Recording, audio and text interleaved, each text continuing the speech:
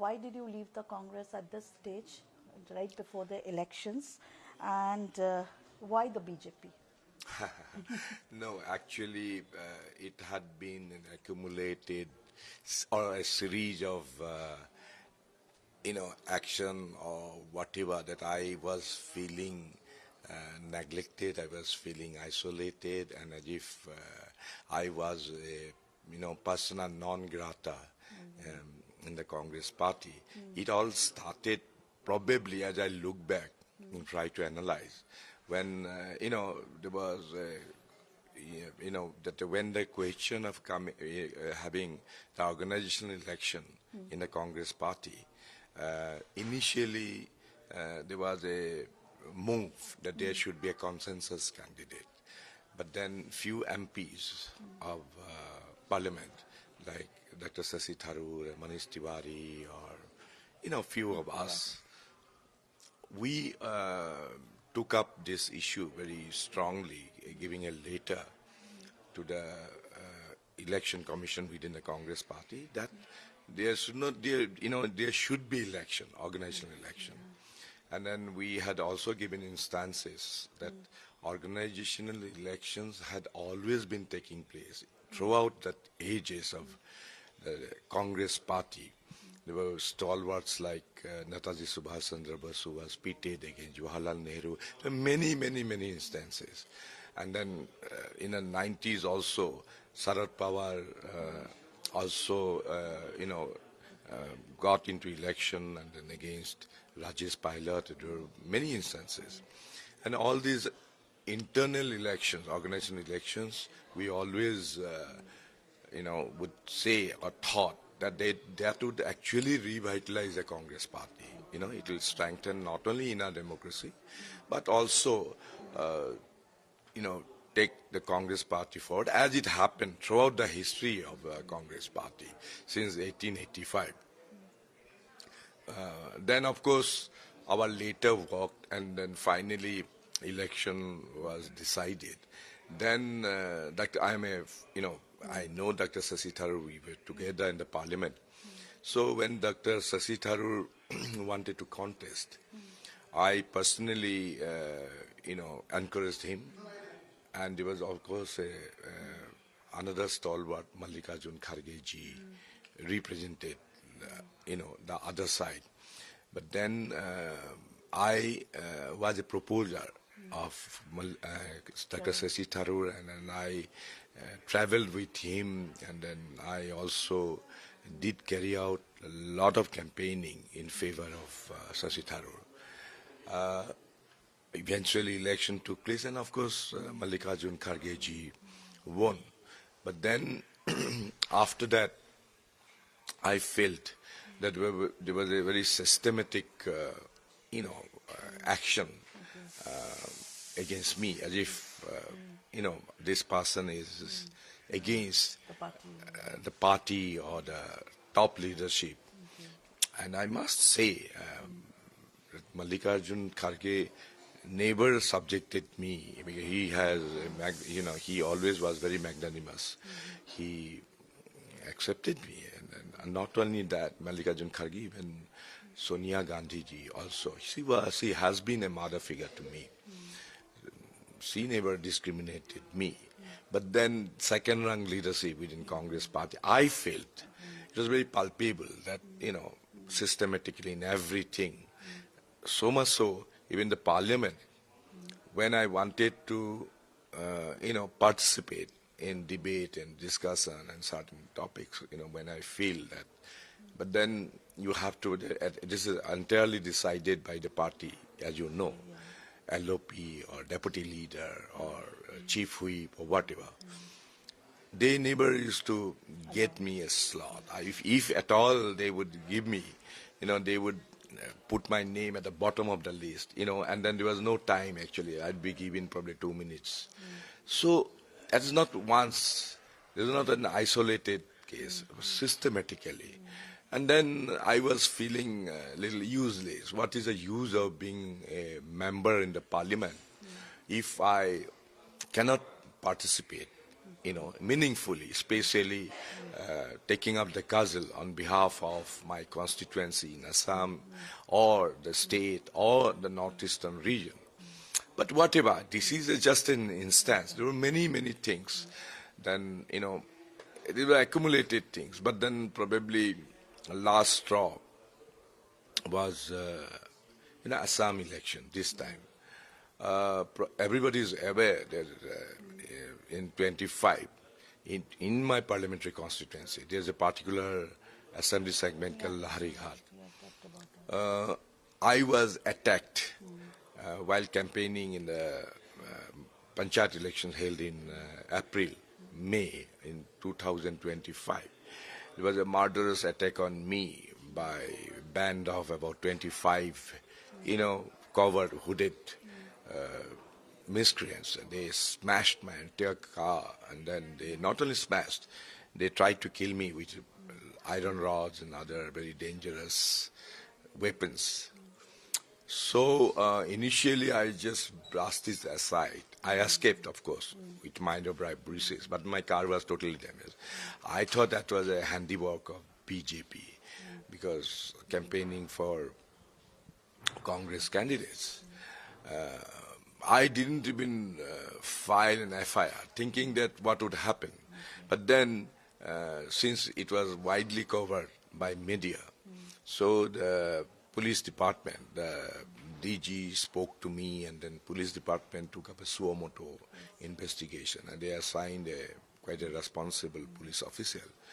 So later, it was, to my horror actually and disappointment, it was found out that this entire attack was engineered by none other than a sitting MLA in my constituency, and then because his closest confidant was arrested, who actually has been a history sheeter, and then I was appalled. Then I saw how they carried out the investigation. They tracked the mobile, and then it was a very scientific investigation, and then that history sheeter who was arrested by police, he also confessed that this was engineered by the sitting Congress MLA. I mean, I didn't know what to do, because I obviously, drew the attention of the Assam PCC president and then higher ups, saying, how can this happen? But then when eventually the selection of the candidates came, so I opposed the candidature of this particular criminal MLA, and that, of course, within my parliamentary constituency. So I have the right to always, and then I gave the evidences, the police charge sheet, photographs, and everything, how they colluded to engineer this attack on me. To my dismay, there was a gentleman who was assigned by Congress party leadership. His name is Imran Masood, in a screening committee. He widely traveled in Assam those days, and accompanied by this criminal MLA all the time. So when I pleaded that this criminal MLA should be debarred, not debarred, he should not be repeated, renomination should not be given, I drew the attention with all the evidence to screening committee chairperson Priyanka Gandhi, the General Secretary in charge of Assam, Jitendra Singh Ji, and I actually made everybody giving the evidence. But eventually, when the Central Election Committee meeting presided by Mallikarjun Kharge and all the party top leaders were available, they are in that meeting. Rahul Gandhi ji, K.C. Venugopal ji, Priyanka Gandhi ji, all others. But I was not a member of this committee, so I couldn't attend that meeting. Assam PCC President Gaurav Gogoi was also there.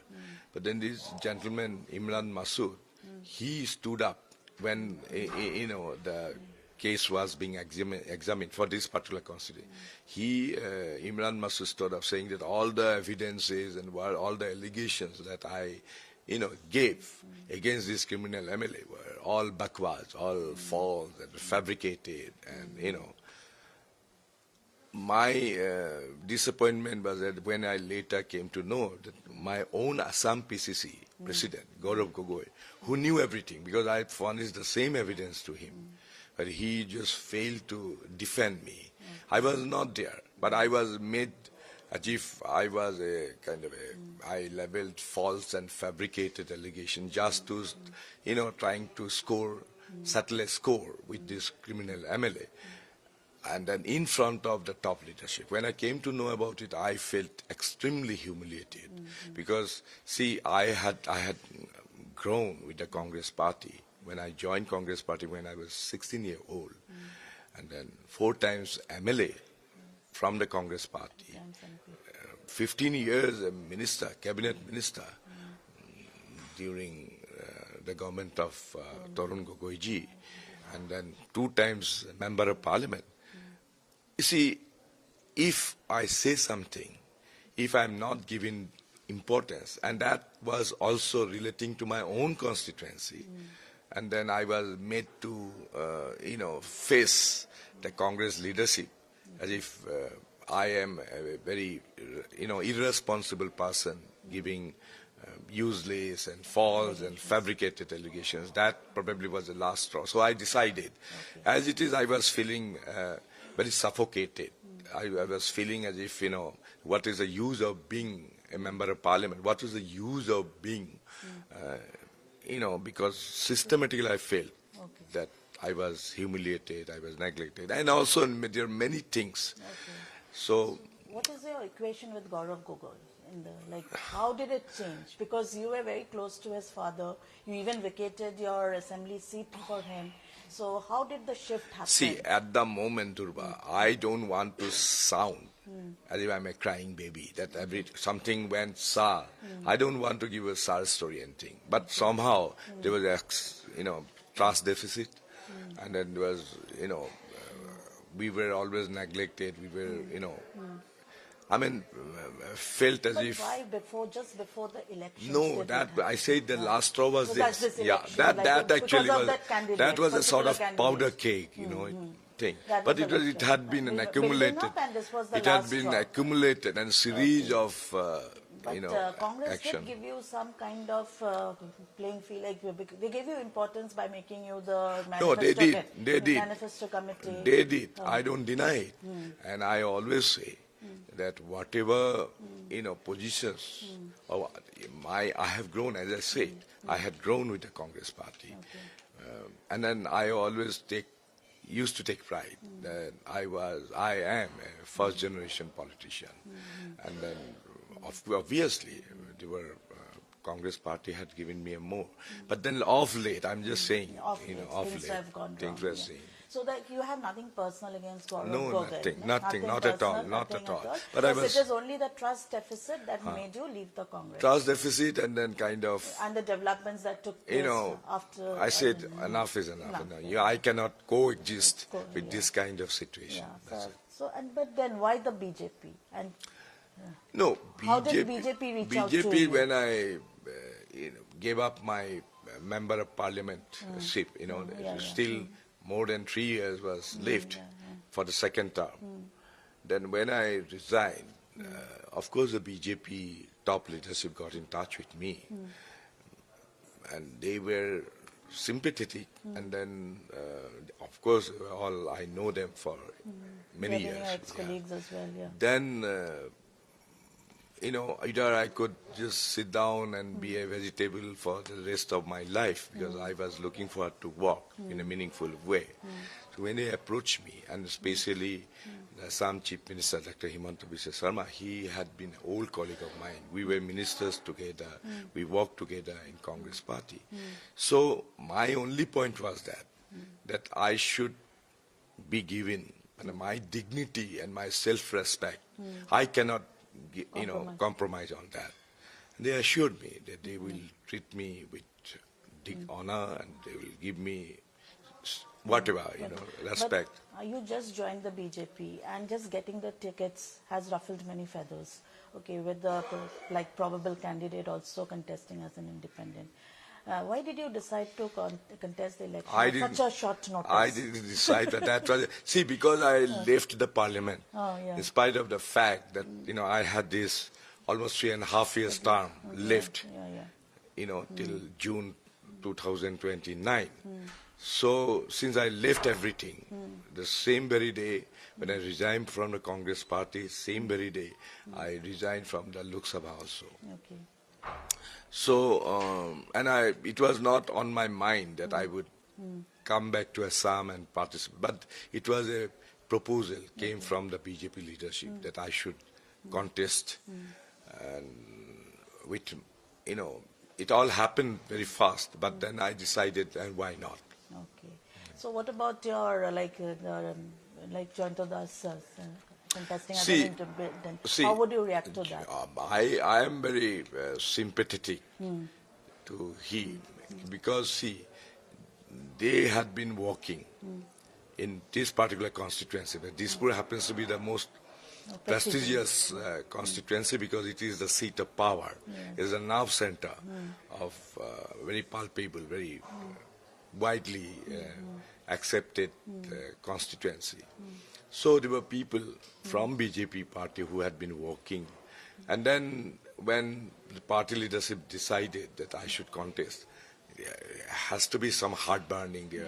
They probably have grievances.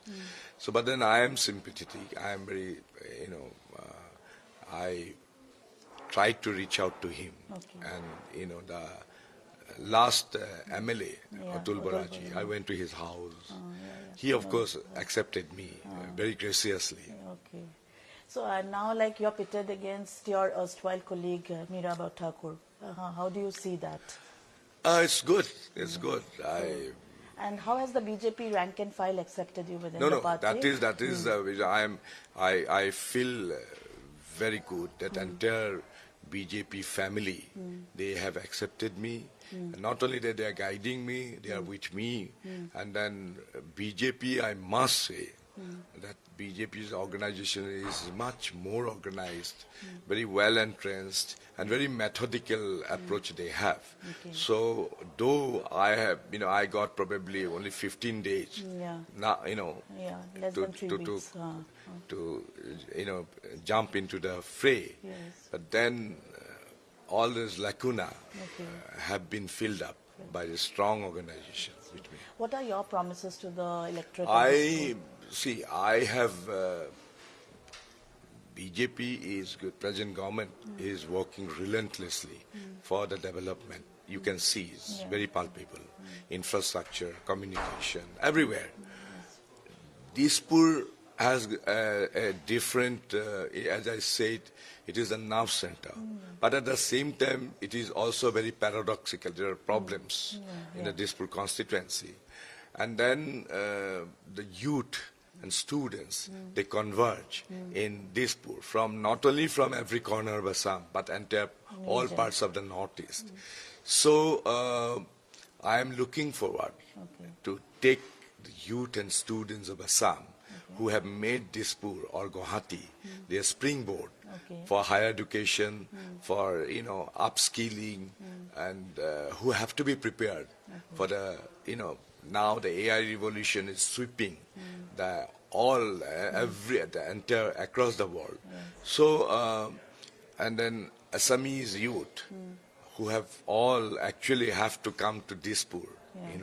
So I would like to create facilities, and I have to create an atmosphere so that their personality developments can further be developed. So another question, like, how do you see your prospects in the elections? Do you see yourself as a minister? And if you lose, what will be your position in the BJP? I must clarify. When I joined BJP, without any condition. There's no condition at all, no string attached. I just wanted my respect and dignity be restored. That is it. So how do you see yourself in the BJP? Well, I'm learning. I'm learning. So I'm a good student. Always have been a good student. So I learn, and if necessary, I will revisit and then reinvent myself also. Why not? And one last question: there's a school of thought that is saying that you nipped your son's career at the political career at the bud. What do you have to say about that? No, I never intended it. From the very childhood. we always encouraged him to take his independent decision. He should not be known as Pradut Borloi's son. We always encouraged him, and I'm very proud of him that he can take independent decision. In fact, the day when I went out to join the BJP in Delhi, he was there. Obviously, he was very disheartened. But then I told him that this action of mine shouldn't influence your decision. And I never ever tried to impose my decision on him because that is the way he was brought up. So, and then I also told him that day, whatever decision you take, I will respect that. And he remained in the Congress for now? That is or his his decision. Okay. It's okay. Okay.